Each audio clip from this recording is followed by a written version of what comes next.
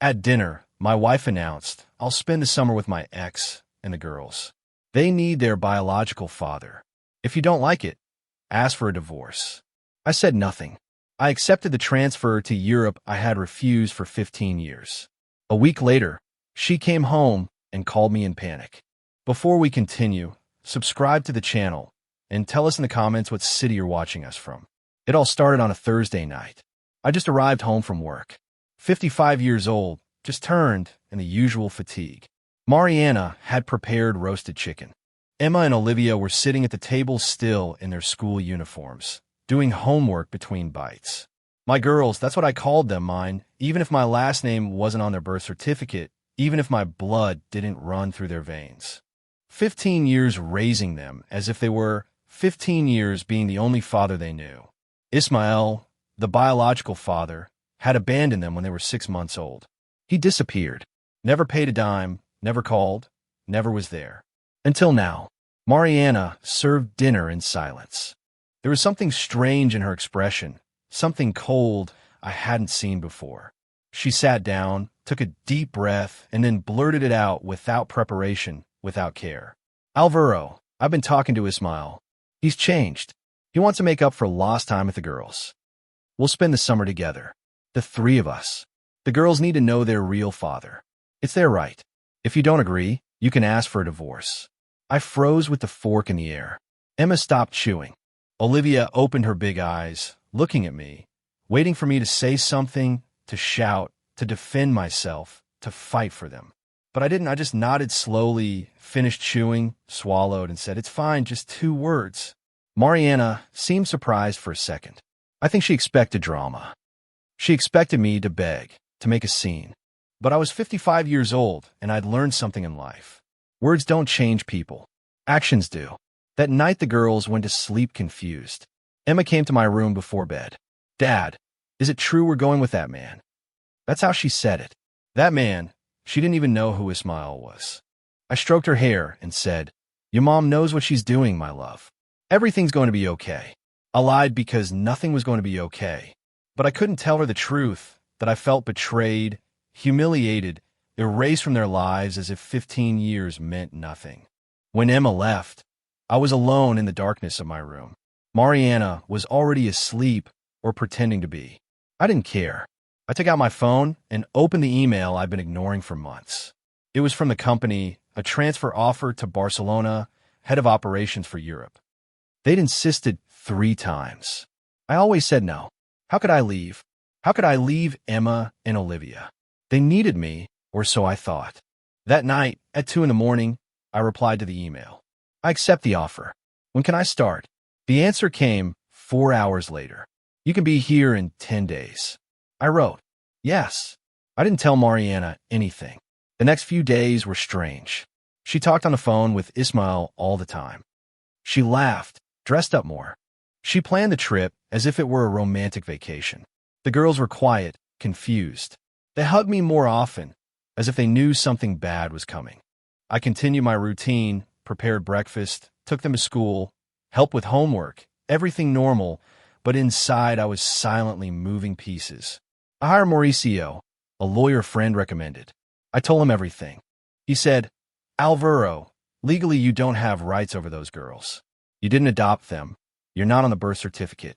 But if you can prove you were their financial and emotional support for 15 years, we can fight." I showed him everything. Tuition receipts, medical bills, clothes, food, toys, trips, all in my name, all paid by me. Mauricio whistled low. "This is gold. Keep everything, and when she makes a mistake, and she will, we'll be ready." Monday came. Mariana put the suitcases in the car. Emma and Olivia got in the back silently. Mariana looked at me from the driver's window and said, "We'll be back in August. Take care of the house." No, she didn't say, "Take care," she said, "Take care of the house," as if I were the gardener. She started the engine without looking at me, and they left. I watched the car drive away down the street until it disappeared. Then I went back into the empty, silent house. I poured myself a coffee and called the company. "I can leave tomorrow." The next day, I packed my life into 3 suitcases, clothes, documents, photos of the girls. I left a short note on the kitchen table. I accepted the transfer. I'll be in Barcelona. Take care. Nothing else. I closed the door, got in the taxi, didn't look back. The flight was long, 13 hours to Barcelona. I settled into a small apartment near the office. I started working the next day. New routine, new language, new life. But the girls were still on my mind all the time. Would they be okay? Would they miss me? Would they think I abandoned them? I blocked Mariana's number, blocked her social media. I couldn't see her. Not yet. Mauricio told me, keep your distance. Let her sink on her own. A week passed. Then Mariana called. 16 missed calls. Desperate messages. Where are you? Alvaro answer. The girls are looking for you. I didn't answer any. Luisa, the next-door neighbor, messaged me on WhatsApp. Alvaro, Mariana came back home today. She was furious.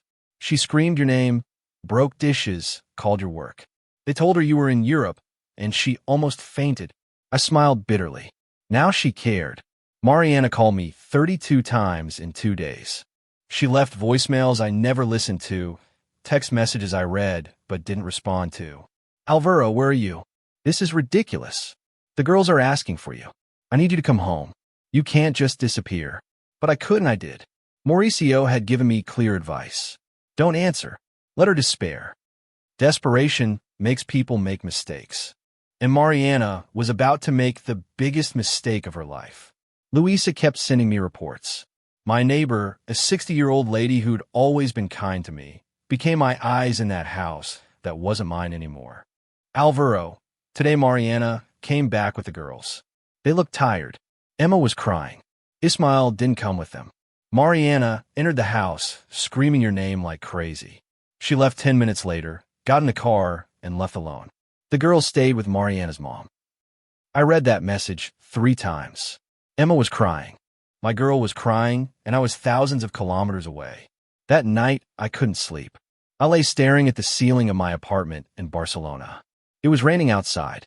I thought of Emma, of Olivia, of their confused little faces when Mariana told them they were going with their biological father. What would she have told them about me?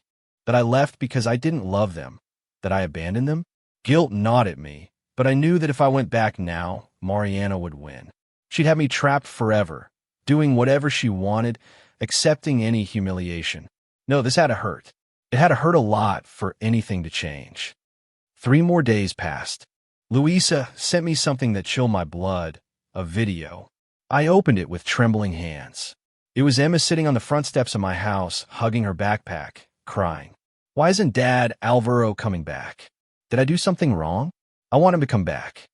Olivia was next to her, quiet, with red eyes. Luisa had recorded it from her window. I closed the video, took a deep breath. Tears burned my eyes but didn't fall. I couldn't break now.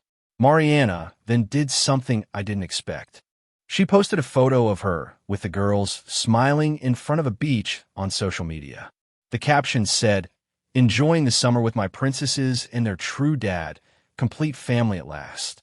Ismael was in the photo, tanned with sunglasses, hugging Mariana. The girls weren't smiling. It was obvious, but Mariana was radiant, as if she'd won something. The comments were a mix, some congratulating her, others asking about me. And Alvaro, Mariana responded. Alvaro decided to leave. Everyone makes their own decisions. She blocked me from her profile. After that, Luisa forwarded the post to me. Alvaro, this is a lie. I saw Ismael come yesterday. He was here for 2 hours and left. He didn't stay overnight. The girls didn't even talk to him. Mariana is faking it on social media. I saved screenshots of everything. Mauricio had told me to gather evidence, and this was evidence. Mariana was constructing a false narrative, but the truth always comes out. A week after Emma's crying video, I received a message from an unknown number. It was Ismael. Alvaro, brother, I don't know what Mariana told you, but I didn't ask for this. She looked for me. She told me the girls wanted to meet me. I came twice. The girls don't talk to me. They look at me like I'm a stranger. Because I am. Mariana is obsessed with me being the perfect father. But I don't know how to be a father. You're their dad. No, I just wanted you to know. I read the message 5 times. Ismael wasn't the villain I'd imagined. He was a pawn just like me. Mariana, was using both of us. I didn't respond to Ismael, but I saved the message. Mauricio called me that night. Alvaro, I have news. Mariana filed a lawsuit against you. She says you abandoned the girls without support, that you left the country without notice. She wants you to pay retroactive child support and to return immediately. I remained silent. Mauricio continued. This is what we were waiting for. She just made her fatal mistake. Because you have 15 years of payment receipts. She never worked. You paid for everything, and now she's going to look like a liar in front of judge. I took a deep breath. What do we do? Mauricio smiled on the other end of the line. Now we counterattack. We're going to request shared custody. We're going to prove that you were the sole support of those girls for 15 years, and we're going to make her pay for trying to erase you from their lives. We hung up. I poured myself a whiskey. It was still raining outside, but for the first time in weeks, I felt something akin to hope. The next few days were a whirlwind. Mauricio prepared all the documentation. Tuition receipts since the girls were 2 years old. Medical bills, proofs of payment for clothes, toys, extracurricular activities, bank records showing monthly transfers of $2,500 to Mariana's account for household expenses. Everything was there. 15 years of my life summarized in folders and digital files. 15 years being a dad without being legally one. Mariana didn't know what was coming. She kept posting happy photos on social media, park day with my loves, cooking with my princesses, but Luisa sent me the truth. Alvaro, the girls barely eat. Mariana screams all the time, Ismael doesn't come anymore. I heard Mariana crying on the phone last night, telling someone she made a mistake, that she thought you'd come back begging, but you didn't. I didn't come back, and I wasn't going to. Not like that. Not like a beaten dog returning for crumbs of affection. If I was going to return, it would be with my head held high, with rights, with respect, or I'd never return. Mauricio called me 3 weeks after my arrival in Barcelona. Alvaro, we have a court date. In 2 weeks, you'll have to come back. My heart raced. Do I have a chance? Mauricio paused. Alvaro, we have more than chance. We have a solid case, but I need you to get me something else. I need witnesses, people who saw your relationship with the girls, teachers, neighbors, friends, someone who can declare that you were their real father figure. I called Luisa, explained everything. She didn't hesitate for a second. Alvaro, I'll testify. I saw how you raised those girls, how you took care of them when they were sick, how you went to all their school presentations while Mariana stayed home watching television. I know who the real father is here, and it's not Ismael. I contacted Emma and Olivia's teacher, Mrs. Monica. She also agreed. Mr. Alvaro, you were always the one who came to meetings, who asked about grades, who worried. Of course I'll testify. We built the case piece by piece. Mauricio was euphoric. Alvaro, this is devastating. Mariana has nothing. Her lawsuit is based on lies, and when the judge sees all this, she's going to be shocked. I bought my return ticket. 2 weeks. 14 days to mentally prepare myself to see Mariana again, to see my girls again. The night before the flight, Luisa sent me one last message. Alvaro, today Emma asked if you were ever coming back. Mariana told her no, that you'd forgotten about them. Emma locked herself in her room, crying. I thought you should know. I closed my eyes, turned off the phone. Tomorrow I'd be back. And when I returned, everything was going to change. The plane landed on a Tuesday morning. 13 hours of flight, during which I couldn't sleep for a minute. Every time I closed my eyes, I saw Emma crying on those stairs. I saw Olivia quiet with red eyes. I saw Mariana smiling in that fake beach photo. My head was a battlefield. Part of me wanted to run straight to the house, knock on the door, hug my girls, and tell them I never abandoned them. But the other part, the part Mauricio had trained for weeks, knew I had to be smart, cold, strategic. Mauricio was waiting for me at the airport with a coffee and a thick folder. Welcome back, Alvaro. Ready for war? I nodded without saying anything. We got into his car, and he took me straight to his office. There we reviewed everything once more, the documents, the testimonies, the timeline. Mauricio had done an impressive job. He'd even gotten the school records where I appeared as an emergency contact for 10 years. Mariana had never been to a single parents' meeting. I had all of them. The hearing is the day after tomorrow, Mauricio said as he organized papers. Mariana is going to arrive confident. Her lawyer is mediocre. He filed a lawsuit based on emotions, not facts. He says you abandoned her financially, that you left without notice, that you left the girls helpless. But we have proof that you paid for absolutely everything for 15 years.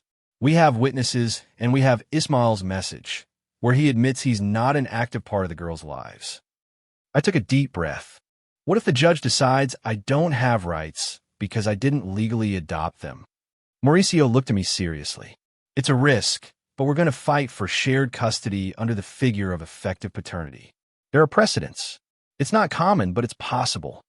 That night, I stayed in a hotel near the center. I didn't want to go home. Not yet. Luisa wrote to me, "Alvaro, have you arrived?" Mariana's nervous. Her lawyer came to the house today. They talked for 2 hours. When he left, she looked worried. Good.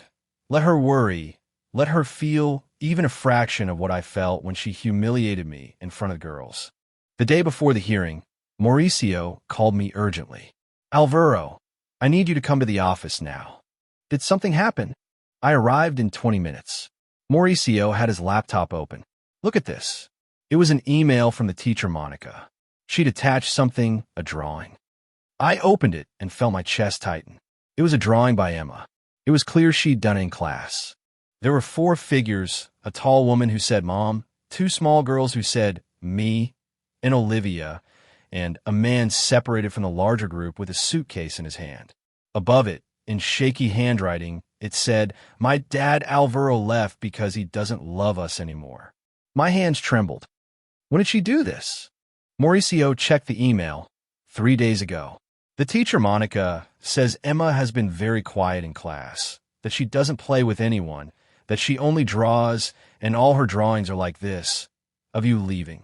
I closed my eyes.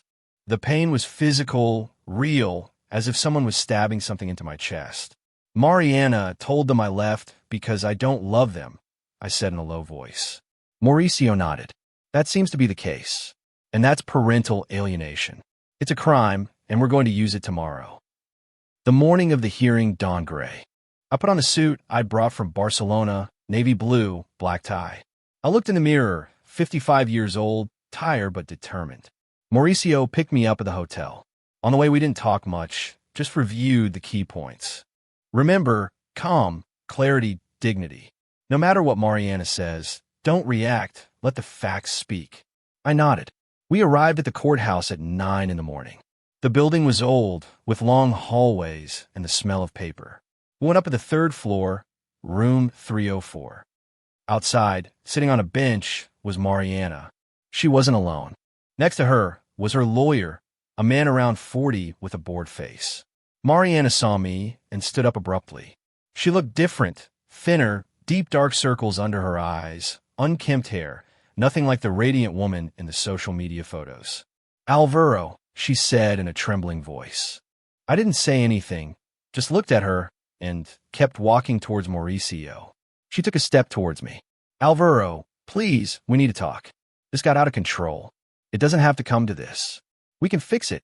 Mauricio intervened. "Madam, please refrain from speaking to my client outside the courtroom." Mariana glared at him. "Your client is my husband." Mauricio smiled coldly. For now, we entered the courtroom. It was small, a long table at the front where the judge would sit, 2 opposing tables for the parties, chairs for witnesses. Mauricio and I sat on the left, Mariana and her lawyer on the right. The silence was heavy. I could feel Mariana's gaze fixed on the back of my neck, but I didn't turn around. I didn't give her that pleasure. At 9:30, the judge entered. A man around 60, bald, with thick glasses and a serious expression. "Good morning. Hearing in the case of Mariana Ortega versus Alvaro Mendez for abandonment of home and child support. We'll proceed." Mariana's lawyer stood up first. He read the complaint in a monotonous voice that I'd abandoned the home without warning, that I'd left the country leaving the girls without financial support, that Mariana had had to resort to the help of the biological father to survive, that they demanded the payment of $50,000 in retroactive child support, and that I be forced to return to the country immediately. The judge listened expressionlessly, then looked at Mauricio. Does the defense wish to respond? Mauricio stood up calmly. Yes, Your Honor. The complaint filed by Ms. Ortega is a complete falsehood, and I have documentary evidence to prove it. He opened the folder and began to take out papers. For the past 15 years, my client Alvaro Mendez has been the sole financial support of the minors Emma and Olivia Ortega. Here are the proofs of tuition payments from 2010 to date, a total of $120,000. Medical bills for $32,000. Food, clothing, and recreation expenses documented in monthly bank transfers of $2,500 to Ms. Ortega's account. The judge took the documents and began to review them. Mariana turned pale. Her lawyer swallowed. Mauricio continued. My client did not abandon the minors. Your Honor, it was Ms. Ortega who asked him to leave, who literally told him that the girls needed their biological father and that if he didn't like it, he should ask for a divorce. My client accepted a job transfer he'd refused for years out of love for this family and only left after Ms. Ortega departed on a trip with the minors and the biological father. The judge looked up. Do you have proof of that, Mr. Mauricio? Eyewitnesses, Your Honor, and text messages. He took out printouts of the messages where Mariana told me she'd be back in August, that I should take care of the house. The judge read them. Then he looked at Mariana. Ms. Ortega, is it true that you asked Mr. Mendez to accept the absence of the minors during the summer? Mariana opened her mouth, but nothing came out. Her lawyer intervened. Your Honor, my client acted in the best interest of the minors. They had a right to know their biological father. The judge interrupted him. I didn't ask that. I asked if she asked him to accept or not. Mariana lowered her gaze. Yes, she said in a barely audible voice. The judge wrote something down. Continue, counsel. Mauricio smiled. Furthermore, Your Honor, we have testimony from the biological father himself. He took out Ismael's message, printed and enlarged. The judge read it completely. His eyebrows arched. The biological father admits he has no relationship with the minors. Mauricio nodded. That's right. He admits that Ms. Ortega sought him out, not the other way around. And he admits that the girls don't recognize him as a father because the one who played that role was my client for 15 years. Mariana's lawyer tried to object, but the judge silenced him with a gesture. We'll call witnesses. Does the defense have witnesses? Mauricio nodded. 3, Your Honor. The first to enter was Luisa, my neighbor. She walked firmly to the stand. She swore to tell the truth. Mauricio questioned her precisely. Ms. Luisa, do you know Mr. Alvaro Mendez? Yes, he's been my neighbor for 12 years. And have you observed his relationship with the minors Emma and Olivia? Luisa nodded. Every day. I saw them leave every morning. Alvaro took them to school, picked them up, made them breakfast. When they were sick, he was the one who stayed awake all night. I saw him. Mariana was almost never present. It was always Alvaro. Mariana's lawyer tried to discredit Luisa. Madam, do you have any personal relationship with Mr. Mendez? Luisa looked at him seriously. I'm his neighbor, nothing more. But I know a good father when I see one, and Alvaro is a good father. The judge thanked her, and she left. Mariana had tears in her eyes, but not of sadness, of rage. The next witness was the teacher, Monica. She entered with a folder under her arm and a serious expression. She swore to tell the truth and sat in front of the judge. Mauricio approached respectfully. Ms. Monica, you are the teacher of Emma and Olivia Ortega. She nodded. Yes, I have been for 3 years. And do you know Mr. Alvaro Mendez? Monica looked at me warmly. Of course. He's the one who attends all parent-teacher conferences, who checks homework, who asks about the girls' academic progress. In 3 years, I've never seen Ms. Ortega at a single school meeting. Mariana's lawyer jumped up. Objection, Your Honor, that's irrelevant. The judge looked at him expressionlessly. Denied. Parental involvement in education is absolutely relevant in this case. Continue, Professor. Monica took a deep breath. The girls always talked about their dad, Alvaro. In Father's Day drawings, they always drew him, never another man. For them, Alvaro is their father. Without a doubt, Mauricio took out Emma's drawing, the one showing Alvaro leaving with a suitcase. Professor, do you recognize this? Monica nodded sadly.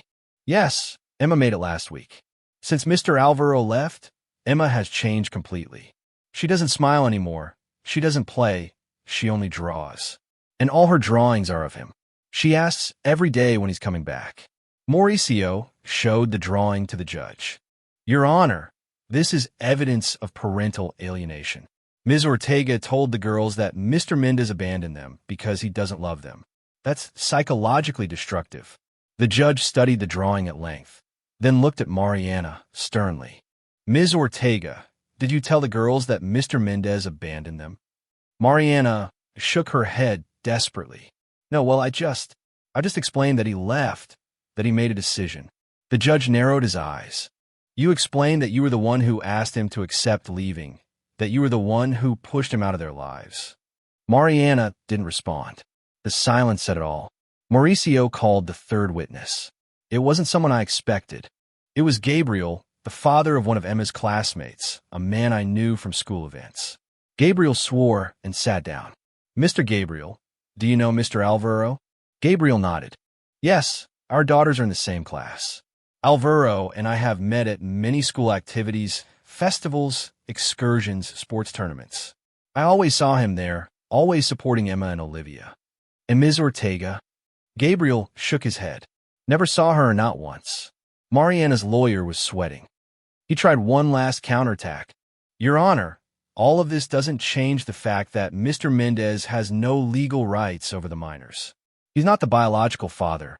He didn't adopt them. He has no legal basis to claim custody. Mauricio smiled. He'd been waiting for that moment.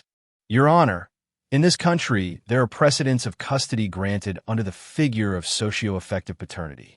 When a person has exercised the parental role continuously, constantly, and publicly for years, and when that bond is recognized by the minors as a parent-child relationship, the law allows protecting that bond, even if there's no formal adoption. The judge nodded. I'm familiar with those precedents, counsel. Mauricio continued. My client was present since these girls were 6 months old. He fed them, clothed them, educated them, cared for them, paid every dollar of their expenses, and they recognize him as their father. That's socio-affective paternity, and it has legal validity. The judge reviewed some documents in front of him. Then he spoke. I'm going to order a 30-minute recess. I want to review all the documentation thoroughly. We left the courtroom. Mauricio was euphoric. We have it, Alvaro. We have it. I couldn't feel euphoria, just tiredness, pain. Mariana came out behind us. Her lawyer tried to stop her, but she broke free. She walked straight towards me. Alvaro, please stop this. The girls need you. I made a mistake, I know, but we can fix it. We can start over. I looked at her for the first time since I arrived. Now you need me. Now I'm important. When you told me the girls needed their real father, when you humiliated me at that dinner, did you think about this moment? Mariana had real tears. Now, I thought you were going to fight, that you were going to beg, that you're going to show us you loved us. I looked at her without blinking. I do love them. That's why I'm here. But I'm not going to beg anymore. Not to you. Mauricio pulled me away before she could respond. The 30 minutes passed like 30 seconds. We went back in. The judge was already seated. His expression was unreadable. I've reviewed all the evidence presented, the testimonies, the financial documents, the declarations of both parties. He paused. My heart was pounding so hard I thought everyone could hear it. This is an unusual case. Legally, Mr. Mendez has no parental authority over the minors Emma and Olivia Ortega. However, the evidence demonstrates convincingly that he has exercised the parental role for 15 uninterrupted years. He has been the sole economic and emotional support of these girls. The judge looked at Mariana. The lawsuit filed by Ms. Ortega is unfounded. There is no economic abandonment when there's proof of constant payments for 15 years. There is no abandonment of home when it was Ms. Ortega herself who requested Mr. Mendez's absence. Furthermore, The evidence suggests behaviors of parental alienation, which is a serious offense. Mariana covered her mouth with her hands. The judge continued. Therefore, I dismiss Ms. Ortega's lawsuit in its entirety. There will be no payment of retroactive child support because there's no debt. I breathed.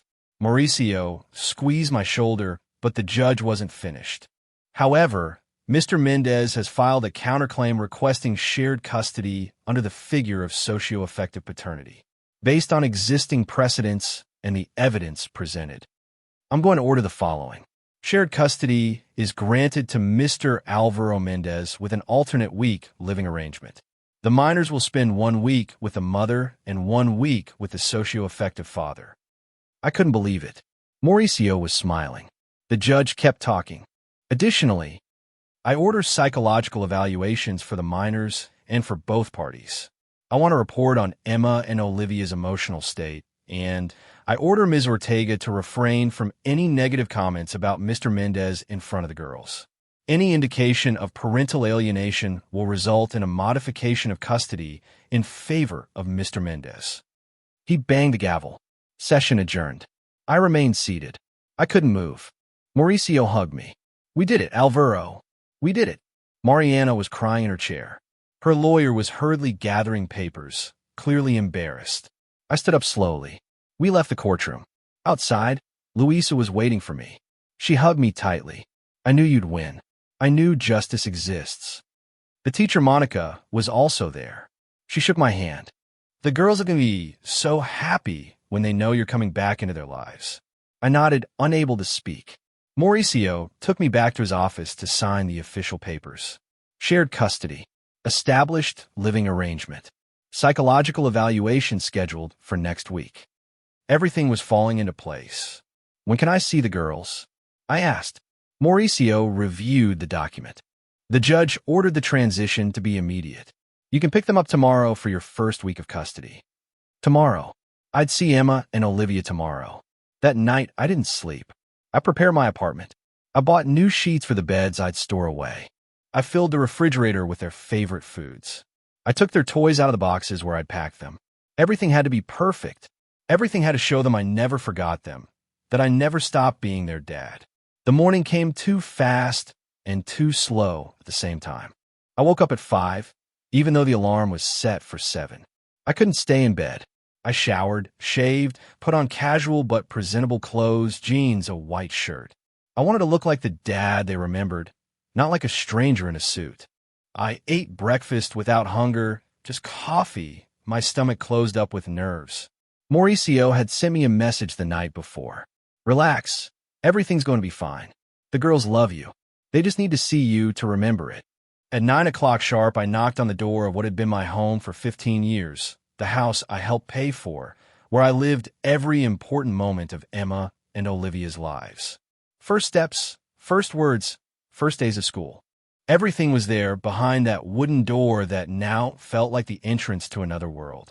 I heard footsteps inside. The door opened. It was Mariana. She looked terrible.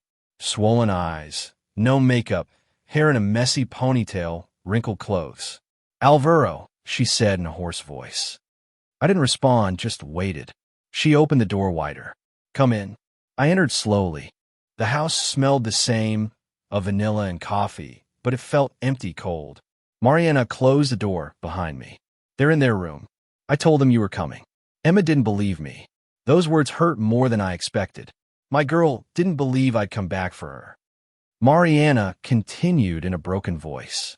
Alvaro, I know I have no right to ask you for anything, but please don't turn them against me. They're all I have. I looked her in the eyes. I'd never do that because I do know what it's like to love unconditionally and because I'm not like you. I went upstairs, each step heavy as a stone. I reached the hallway. Their bedroom door was ajar. I heard quiet voices inside. I pushed the door open slowly. Emma and Olivia were sitting on their twin beds with their backpacks already prepared next to them. When they saw me, time stopped. Emma opened her eyes wide. Olivia froze. Neither of them moved. Hello, my loves, I said, my voice trembling.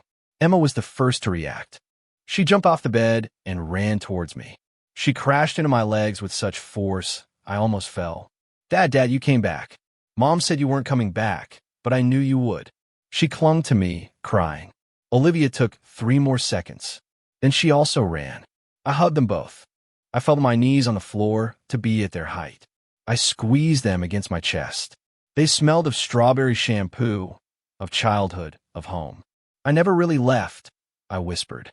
I never stopped thinking about you. Not for a single day. Emma sobbed against my shoulder. I drew you every day. Every single day. I asked Mom when you were coming back, and she said she didn't know, that you left because you wanted to. I separated her a little to look her in the eyes. Her face was full of tears. Your mom was wrong. I didn't leave because I wanted to. I left because I needed to fix some things, but now I'm here, and we're going to be together for a long time. Olivia, always quieter, touched my face with her little hand. You're not leaving anymore? I kissed her forehead. No, my love, I'm not leaving. Mariana appeared in the doorway. The girls looked at her and clung to me more. She noticed the gesture and something broke in her expression. Girls, your dad Alvaro is going to take you for a week, then you come back with me. That's how it's going to be from now on. Emma looked at me confused. A week and then a week with your mom, and then another with me. You'll always have both of us. Olivia asked softly. And Mr. Ismail? Mariana tensed. I responded calmly. Ismail is your biological father, but I'm your dad at heart, and that will never change. Emma nodded, satisfied. I don't want to see Mr. Ismail. He doesn't know anything about me. Mariana intervened with a choked voice. Emma, don't say that. Ismail is your father. Emma looked at her seriously with a maturity she shouldn't have at 8 years old. No, Mom. My father is the one who's here, the one who came every day to wake me up, the one who took me to the doctor when I had chickenpox, the one who taught me to ride a bike. That's my dad. Mariana swallowed and left the room. I heard her crying in the hallway. I didn't feel satisfaction, only sadness, because the girls shouldn't have to choose. They shouldn't be in this situation. But Mariana put them there, not me. We went downstairs with their backpacks. Mariana was in the living room, wiping her eyes. I packed clothes for the whole week and their medicine in case they need it. Emma has a dentist appointment on Thursday, but you can reschedule. I nodded. It's fine. I'll take care of them. She looked at me with pleading eyes. Alvaro, I'm really sorry. I'm so sorry. I didn't respond. I just took the girls' hands and we walked out the door. In the car, Emma didn't stop talking. She told me everything that happened in the weeks I was away, that Ismail took them to the beach, but that he only talked on the phone all the time, that he didn't know their favorite foods, that he called them the wrong names sometimes. He called me Amelia 3 times, Dad 3 times. How does he not know my name? Olivia added quietly, and Mom cried every night. I heard her. I think she missed you being there. I made no comments, just listened. We arrived at the apartment. It was smaller than the house, but I prepared it with all my heart. They had their own room, 2 beds, light blue walls, their favorite stuffed animals that I'd saved. Emma ran in and shouted with excitement. Dad, my unicorn is here. I thought you'd left it. I'd never leave anything of yours, I said. Olivia hugged her worn teddy bear. Thank you, Dad. We spent the whole day together. We cooked together. Pancakes for a late lunch, even though it was already 1 in the afternoon. They laughed when I burned the first one. We watched movies. They drew. Emma made me a new drawing. This time there were 3 of us. Her, Olivia, and me, holding hands. Above it, it said, My family. I stuck it on the refrigerator with a magnet. That night, when I put them to bed, Emma asked me, Dad, why did Mom say we needed our real father if you were already there? I sat on the edge of her bed. Sometimes people make mistakes, my love. Big mistakes. Your mom thought blood was the most important thing, but she was wrong. The most important thing is love, and I love you more than anything in this world. Emma hugged me. I love you too, Dad. More than anything. Olivia from her bed added. Me too. I kissed each of them. I turned off the light. I stood at the door, watching them sleep. 2 little angels who didn't ask for any of this, who only wanted to be loved and protected. And I was going to do exactly that, no matter what. The following days were the best I'd had in months. I took them to school, picked them up, we did homework together, we cooked together, we laughed together. The teacher Monica wrote to me, Alvaro, I don't know what happened, but Emma is completely different. She's smiling again. She's playing again. It's as if she's come back to life. I thanked her. That was exactly what I needed to hear. On Thursday, the psychologist the judge had a sign arrived. A man named Julio, about 50, with a gray beard and a kind expression. He spoke with the girls separately. Then he spoke with me. Mr. Alvaro, the bond these girls have with you is extraordinary. In all my years of practice, I've rarely seen such a strong connection. They see you as their primary father figure. There's no doubt about that. I nodded. And what about Mariana? Julio sighed. Ms. Ortega is genuinely remorseful, but the damage she caused will take time to heal. The girls are confused. They don't understand why their mom wanted to replace you. Emma in particular shows signs of abandonment anxiety. My chest tightened. What can I do? Julio put a hand on my shoulder. Keep doing what you're doing. Be constant, be present, be patient. The week ended too quickly. On Sunday afternoon, I had to take them back to Mariana. Emma didn't want to leave. Why can't we stay with you always? Because your mom loves you too, my love, and you also need to be with her. The truth was more complicated than that, but I wasn't going to speak ill of Mariana in front of them. We arrived at the house on Sunday at 6 in the evening. Mariana opened the door before I knocked. She looked a little better than the previous week. She'd slept, apparently had clean hair, presentable clothes, but her eyes were still heavy with guilt. Emma and Olivia entered slowly, dragging their backpacks. Mariana knelt down to hug them. My loves, I missed you so much. Emma hugged her, but it was a short, lukewarm hug, nothing like the hug she gave me. Olivia barely touched her. Mariana noticed. I saw her eyes well up. Did they behave well? She asked, looking at me. I nodded. Perfectly. As always. There was an awkward silence. The girls went to their room without anyone telling them anything. Mariana stayed with me at the entrance. Alvaro, can we talk for a moment? I hesitated. I looked at my watch. 5 minutes. We went out to the porch. She closed the door so the girls wouldn't hear. She hugged herself, even though it wasn't cold. I want to apologize. Really, not like in court, when I just wanted you to drop the lawsuit. This is real. What I did was unforgivable. I humiliated you. I tried to erase you, and I almost lost my daughters in the process. I looked at her expressionlessly. Almost, Mariana, you already lost them. Maybe not legally, but emotionally you did. Emma doesn't even want to hug you. Did you see that? Did you see how she looks at you? Tears started to fall down her cheeks. I know, and it's killing me. I thought I was doing the right thing. I thought the girls needed to know their biological father, that it was my duty to give them to him, even if it hurt me. I interrupted her. It didn't hurt you. It excited you. I saw you in those beach photos. Radiant, happy, as if you'd won something. Mariana shook her head. Those photos were a lie, pure facade. Ismael lasted 2 hours and they passed. I cried, but on social media, I had to show that everything was perfect, that I'd made the right decision, because if I admitted I was wrong, then all the pain I caused would be meaningless. She covered her face with her hands. When I got home and you weren't there, when they told me you left for Europe, I felt the floor open beneath my feet. I realized I'd lost everything, and the worst thing is it was my fault, only mine. I took a deep breath. Part of me wanted to console her. 15 years together don't erase easily, but the stronger part, the part that was still bleeding inside, couldn't. Mariana, I gave you everything. 15 years. My time, my money, my love. I raised your daughters as my own, and you told me it wasn't enough because my blood didn't run through their veins. That's not forgiven with tears. She sobbed harder. I know. You're right. I don't expect you to forgive me. I just hope you don't hate me and that you let me try to be a better mom to them. I didn't respond. I just turned around and walked to my car. Alvaro, she called. I stopped but didn't turn around. Ismael disappeared again 4 days ago. He's not answering calls.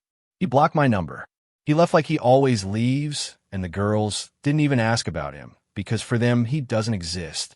He never existed. You're their dad. Only you. And I was an idiot for not seeing it sooner. I kept walking, got in the car, started it. In the rearview mirror, I saw Mariana standing on the porch, crying alone. The week without the girls was strange. The apartment felt too silent, too empty. I worked long hours to not think, but I always ended up thinking about Emma, about Olivia, about how they were doing, if they were eating well, if they were sad. Louisa messaged me daily. Today, Mariana took them to the park. Emma asked 3 times when it was Friday to come back with you. Olivia didn't want to eat dinner. She said your pasta tasted better. Each message was a knife and a hug at the same time. On Wednesday, Mariana called me. I hesitated before answering. What happened? I asked directly. Her voice sounded tired. Nothing bad. I just want to tell you that Emma has a play at school on Friday. It's the day you pick them up. I thought you want to know, so you can go. I was surprised. You're telling me?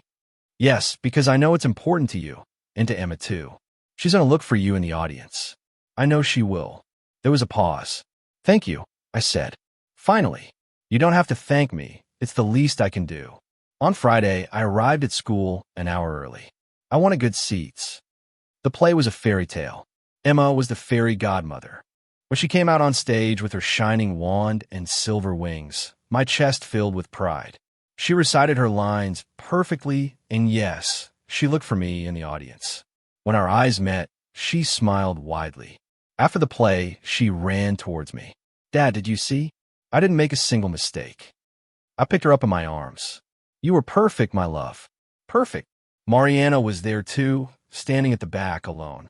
She was watching us. When Emma saw me, she ran towards me. She didn't even turn to look at her mom. I saw the pain on Mariana's face, and for the first time, I felt something akin to pity. No, not forgiveness, but pity. She'd dug her own hole, and now she was in it looking up, watching life go on without her. That night back in the apartment, Emma asked me something that completely disarmed me. Dad, are you and Mom going to get divorced? I was putting Olivia to bed. I sat on the edge of Emma's bed. Probably, my love, but that doesn't change anything between you and me. I'll always be your dad, divorced or not. Emma played with the edge of her blanket. Is it because of what Mom did? Because of Mr. Ismail? I chose my words carefully. Your mom and I stopped being a team. And when that happens, sometimes it's better to separate, but that doesn't mean you lose either of us. Emma nodded seriously. I don't want you to leave again.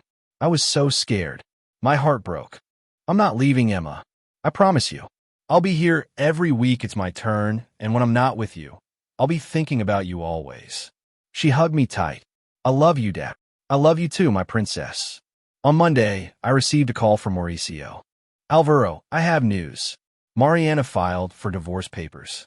Voluntary. She's not asking for anything. She's not fighting for custody.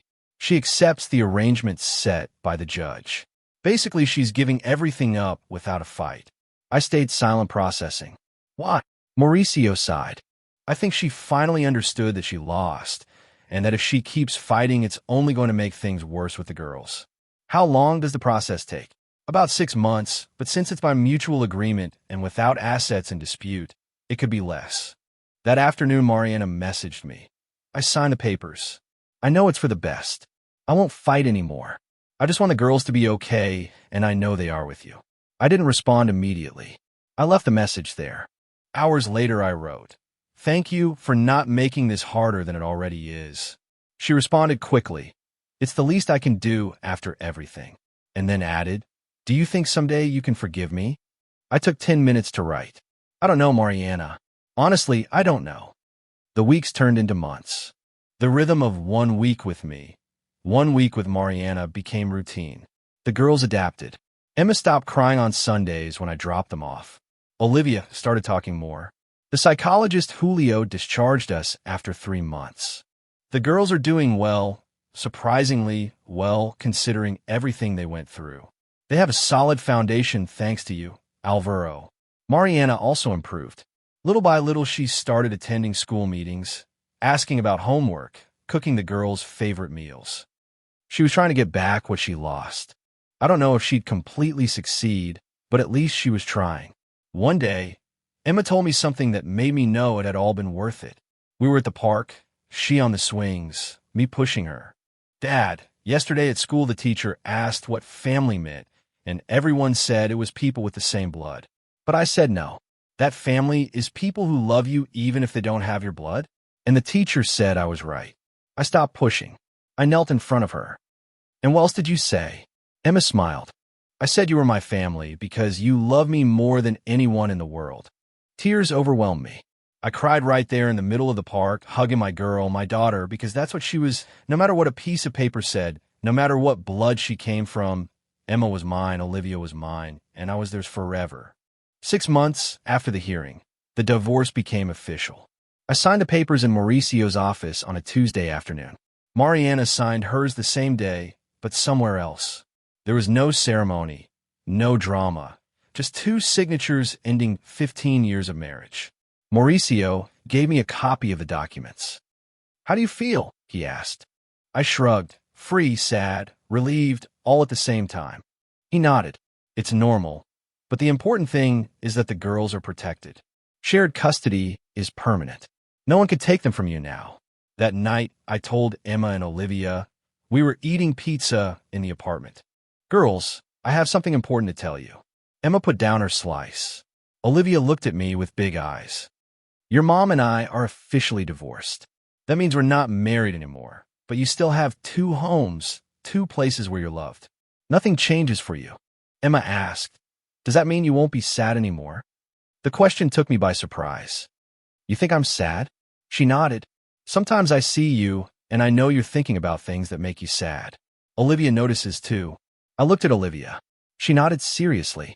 I took a deep breath. "You're right. Sometimes I'm sad because what happened with your mom hurt a lot, but every day it hurts less, and you make me happy, much happier than I ever was sad." Emma smiled. "Good, because we want you to be happy. Dad, you deserve it." Those words coming from an 8-year-old girl broke and healed me at the same time. The job in Barcelona was still waiting for me. The company had been incredibly patient. They'd given me 6 months leave to resolve my family situation. But now they wanted a definitive answer. Go back to Europe or stay. The decision was obvious. I couldn't leave. Not now that I had custody of the girls. Not now that they were healing. I rejected the position in Barcelona and accepted a lower position in the local office. Less money, less prestige, but more time with Emma and Olivia, and that was worth more than any promotion. Mauricio invited me to lunch one day. He had something to tell me. We sat in a quiet restaurant near his office. He ordered a whiskey. I ordered coffee. "Alvaro, I got an interesting call yesterday from Mariana's lawyer." I frowned. "What does she want now?" Mauricio raised his hands. "Relax, it's nothing bad. In fact, it's something good, very good." He took some papers out of his briefcase. "Mariana wants you to legally adopt the girls. She wants your last name on their birth certificates. For you to be their father, not just de facto, but de jure." I froze. "What?" Mauricio smiled. "What you heard. She's going to renounce the parental authority of the biological father, which Ismael never exercised anyway, and she's going to request that you be legally recognized as the adoptive father. It's a huge gesture, Alvaro. It means she's trying to make amends." I couldn't process what I was hearing. Why would she do that? Mauricio shrugged. "You'd have to ask her, but my theory is that she finally understood what you'd always known, that being a father has nothing to do with blood." That night, I called Mariana. She answered on the second ring. "Alvaro, hello." Her voice sounded nervous. "Mauricio told me about the adoption. Is it true?" There was a silence. Then, "Yes, it's true.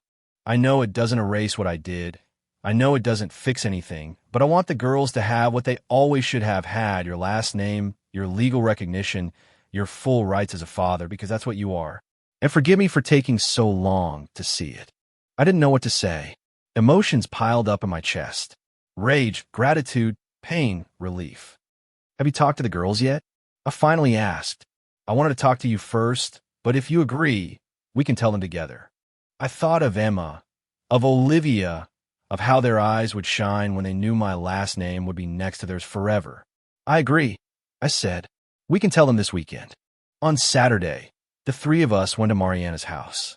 It was strange to be there again, not as a husband, not as an enemy, but as a co-parent. Mariana had prepared lunch. Nothing elaborate, just sandwiches and lemonade. The girls were confused to see us together without tension. Emma asked, "Is something wrong?" Mariana smiled. "No, my love, something good is happening, very good. Your dad, Alvaro, and I want to tell you something important. We all sat in the living room, Emma and Olivia on the sofa, looking at us expectantly. I spoke first. Girls, you know I love you as if you were my blood daughters, right? Both nodded. Well, now you're going to be legally too. We're going to do a process called adoption. That means my last name is going to be on your papers. Then I'm going to be your dad, not just at heart, but officially. Emma took 3 seconds to understand, then shouted, "Are we really going to have your last name?" I nodded. She jumped off the sofa and hugged me, crying. Yes, I want to be Emma Mendez. I always wanted your last name, Dad. Olivia also cried, quieter as always, but just as excited. Are we not going to be Ortega anymore? Mariana intervened. You're going to be Mendez Ortega. Both last names, but your dad comes first. Olivia nodded, satisfied.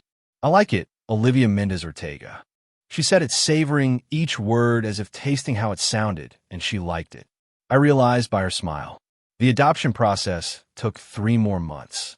There were interviews, more psychological evaluations, endless paperwork, but finally the day of the final hearing arrived. This time it wasn't in a cold, hostile courthouse. It was in a civil registry office. It was Mariana, the girls, Mauricio, and I. The official read the documents. Mr. Alvaro Mendez, do you accept all the rights and responsibilities of being the legal father of Emma and Olivia? Yes, I accept them. Mrs. Maria Ortega renounces the parental authority of the biological father and accepts that Mr. Mendez be recognized as the adoptive father? Yes, I accept. The official stamped a seal. Congratulations. From this moment on, Emma Mendez Ortega and Olivia Mendez Ortega are legally your daughters, Mr. Mendez. Emma shouted with happiness. Olivia clapped. Mauricio shook my hand. You did it, friend. You did it. Mariana cried in silence, but this time they were different tears, not of pain, of acceptance, of peace. We left the civil registry with the new birth certificates. Emma didn't let go of hers. She looked at it every 2 minutes.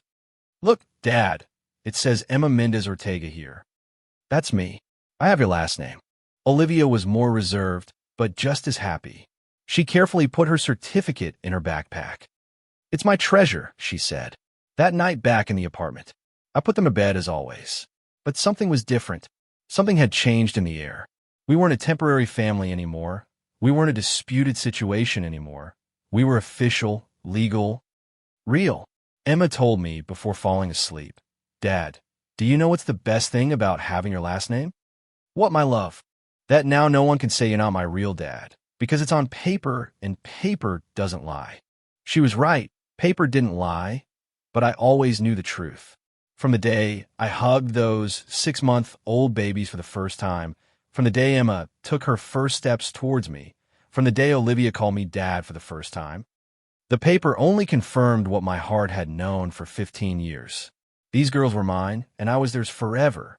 A year passed since the adoption, a year of established routines, of weeks that flowed between my apartment and Mariana's house, of shared birthdays and school festivals where both of us were present, sitting on opposite sides of the auditorium, but present. The girls blossomed. Emma made the honor roll at school. Olivia joined the swim team and won her first medal. I was there for every moment, every triumph, every tear, every hug. Mariana also changed. Not suddenly, it was a slow process. She started going to therapy. She told me one afternoon when I went to pick up the girls. I go twice a week, she said while the girls put away their things. The therapist says I have self-esteem issues. That's why I sought validation in Ismael. That's why I needed to show the world that the girls had a present biological father. As if that would make me a better mother. I looked at her surprised. It was the first time she'd admitted something so profound. I'm glad you're working on yourself, I said sincerely. She smiled sadly. I arrived late, but at least I arrived. One Saturday, Emma asked me something unexpected while we were having breakfast. Dad, are you ever going to get a girlfriend? I almost choked on my coffee.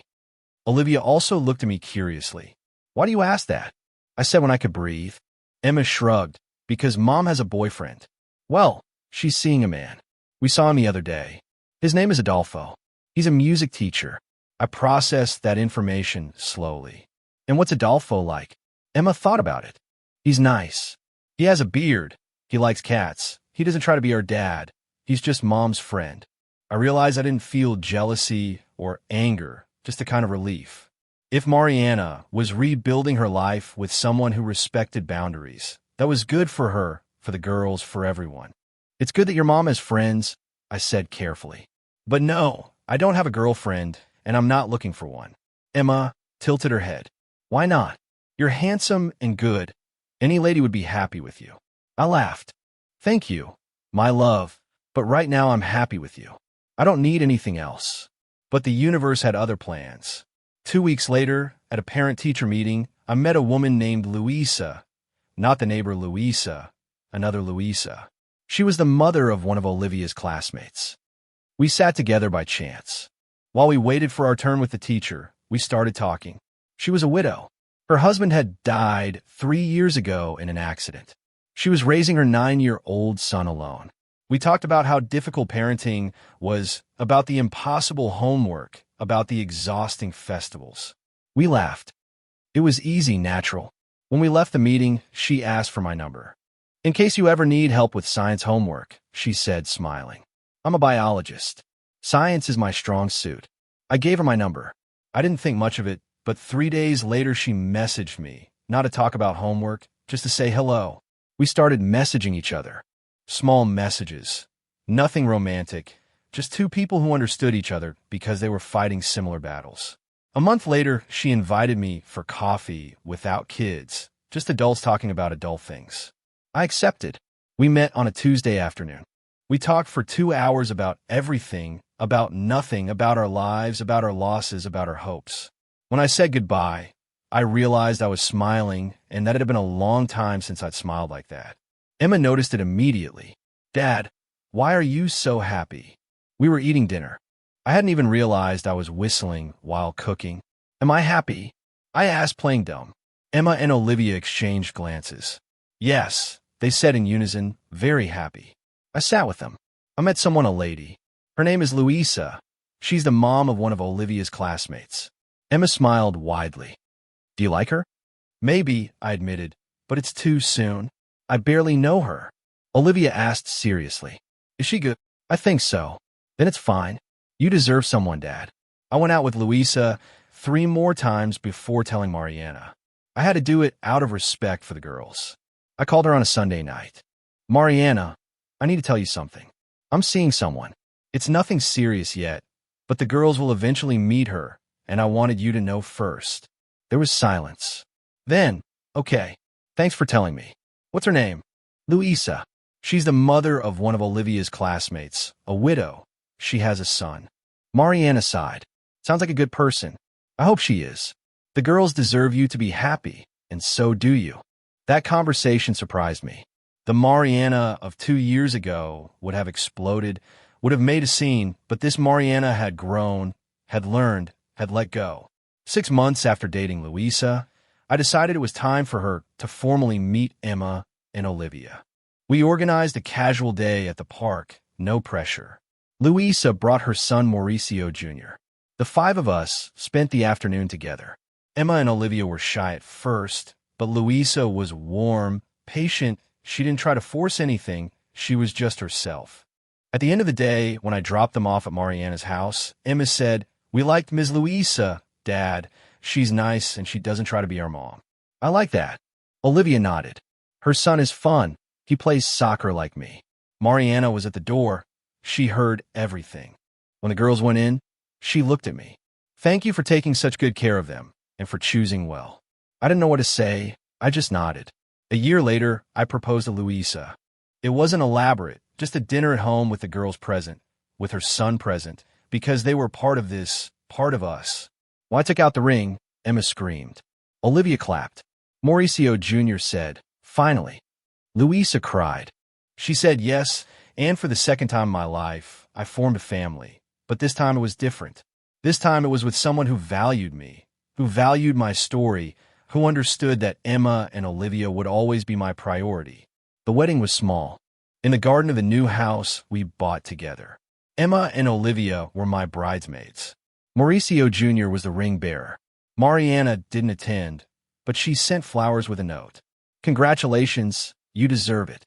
Mauricio, my lawyer-turned-close friend, was my best man. In his speech, he said, I've known Alvaro in his worst moments. I saw him broken, I saw him betrayed, I saw him fight, and now I see him here happy, complete, surrounded by real love. This man is proof that loyalty always wins. That true love has nothing to do with blood, and that happy endings exist for those who don't give up. That night, after everyone left, I sat on the porch of my new house.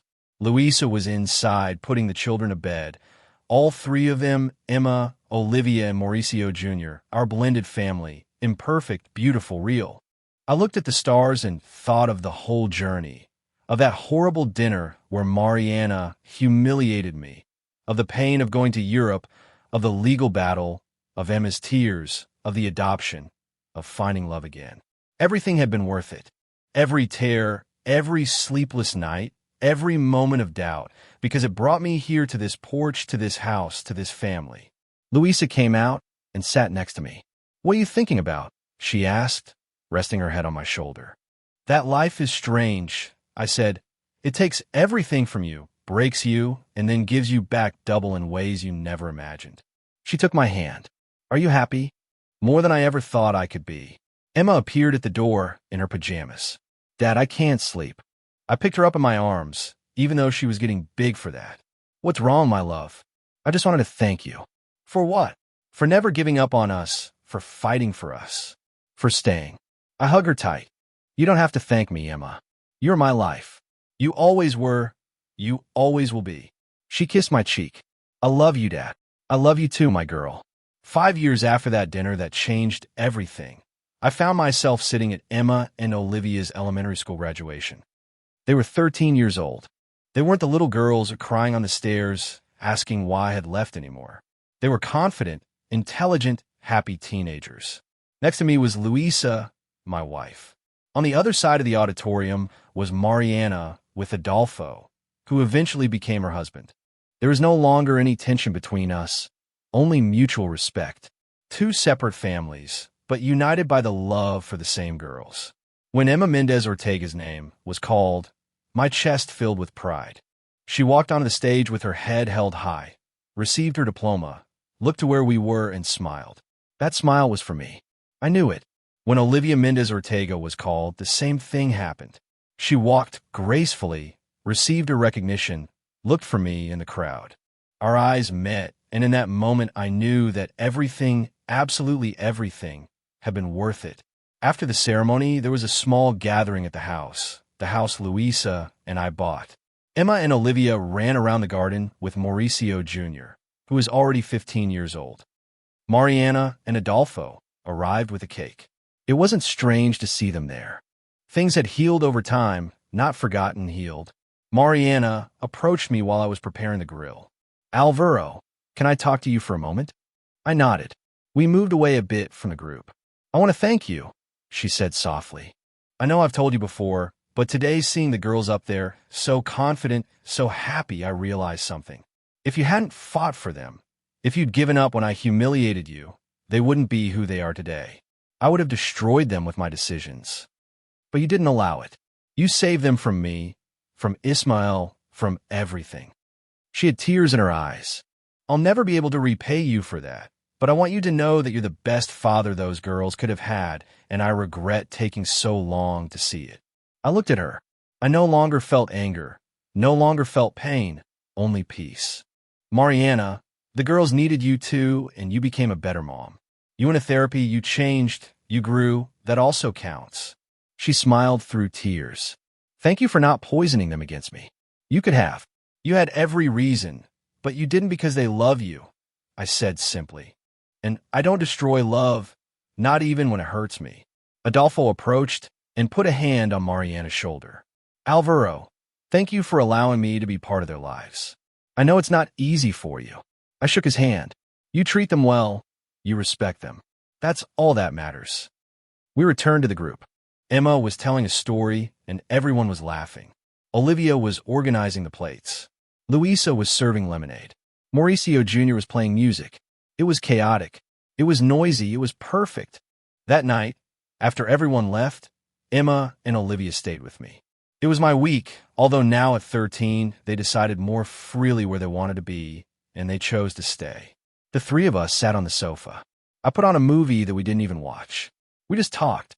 Dad, Emma said suddenly, do you regret anything? The question took me by surprise. What do you mean? Of everything that happened, of having married Mom, of having raised us, of having fought so much, do you regret it? I carefully thought about my answer. I regret having suffered, but I don't regret anything that led me to you. Every decision, every pain, every battle brought me to this moment, to you two by my side, and I wouldn't change that for anything in the world. Olivia, always more direct, asked, does what Mom did still hurt you?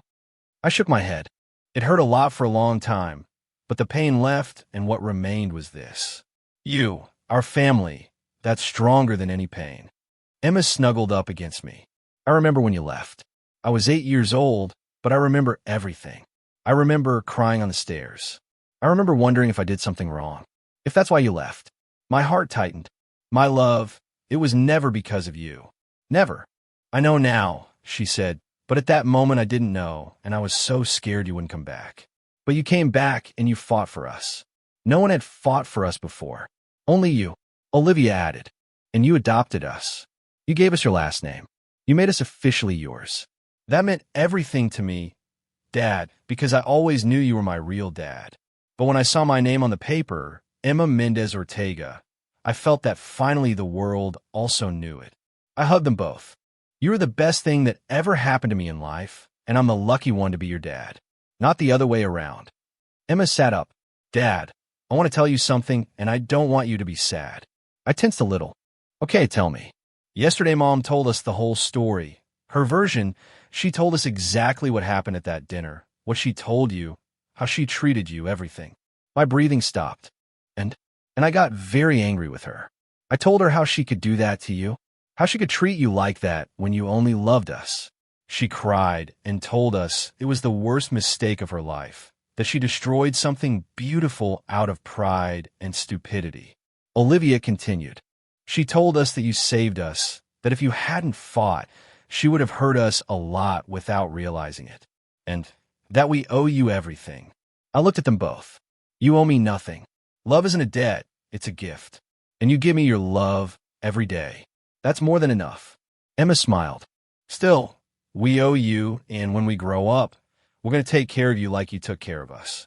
I promise.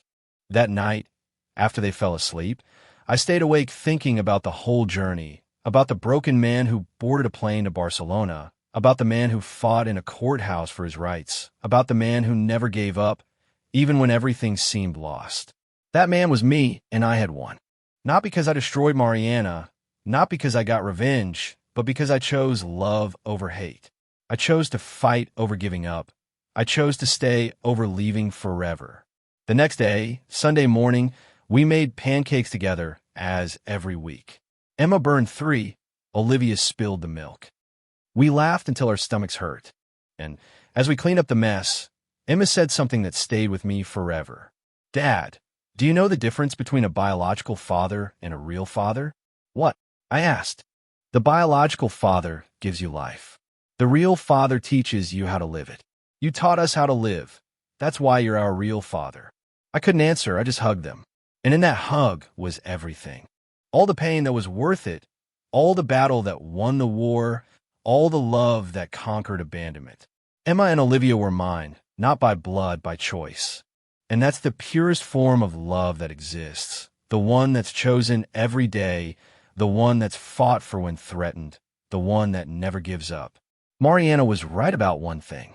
The girls needed their real father. She just made a mistake thinking that father was Ismail. The real father was there all along, getting up at 3 in the morning when they had a fever, go to every school festival, wiping every tear, celebrating every triumph. That father was me, and nothing, not even blood, could change that. Because true love isn't inherited, it's built day by day, hug by hug. And we built it together forever.